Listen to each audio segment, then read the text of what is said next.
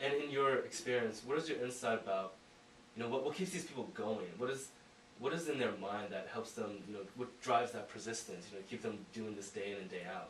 Well, guys like Steve Jobs and Wozniak and Sergey and Larry and Bill Gates, they have this sort of, they've got a few things. They've got determination. Mm-hmm. They are obsessed about this thing that they are working on. And whether it's a problem or just something that they've stumbled on, they're obsessed with it. And they're obsessed with it long before the world even understands what it is, right? And they just stick with it. They just keep pushing it forward.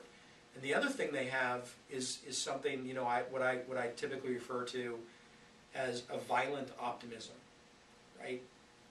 In the early days, in the early years, sometimes the early decades, the world is telling you at every turn that you're crazy, right? And that what you're doing is not going to work, that nobody cares. And there's a lot of evidence in the early years that that's true. And in some cases it is true.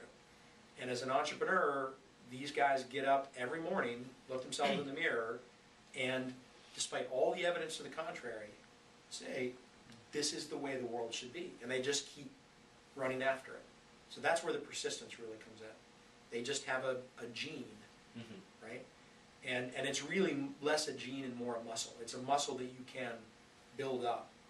But it's, entrepreneurship is not for people that are easily discouraged. Right. Because there's going to be discouragement, there's going to be heartache, there's going to be failure. But the people that win out and become Steve Jobs and become Mark Zuckerberg and Larry and Sergey are the guys that just keep